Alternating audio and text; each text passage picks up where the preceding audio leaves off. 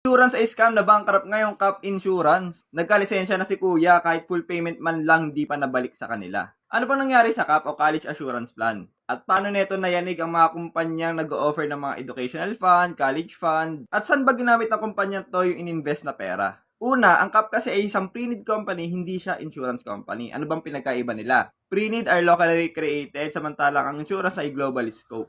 Sa pre-need kasi, ina-address yung pangailangan talaga financially. Insurance protect us from financial loss. So yung mga pre-need company, regulated sila by SEC, pero dahil nga dito sa nangyari sa Cap, tinurn over na sila doon sa Insurance Commission. Kaya no wonder na may mga nalilito na magpaparehas sila. Lastly, ang insurance agent may license sila samantalang sa pre-need, trainings lang ang ina-attendan nila. Disclaimer lang, hindi lahat ng pre-need ay scam. May mga pre-need ngayon na sikat at maganda pa rin ang performance gaya ng St. Peter, 'di ba? Alam niyo 'yan. So ano na nga nangyari sa Cap? Ang dami ko pang sinasabi. So eto na nga, una, ginarantee nila yung returns. Sinasabi nila Na mapagalit lagi anak mo, promise. kaso nagkaroon ng deregulation sa pagtaas ng tuition fees sa mga college and universities. Imagine, nasa 10 to 15% ang inflation ng tuition fees kaya nahirapan ang Cap na i-cover yung mga claims ng mga pamilya. Tapos eto pa, majority ng funds nila naka-invest sa real estate. So, sa mga bahay lupa, condo, highways, in which hindi to liquid. At ang mas malala, nagkaroon ng financial crisis at tatamaan yung mga gantong uri ng investment. So ayan, hidden lesson, nakala ng mga Pilipino, real estate, palaging maganda ang investment na yan. So ayun, yung mga nagka-problema na, yung mga universities, college na hindi na sila naipag-partner dito sa Cap.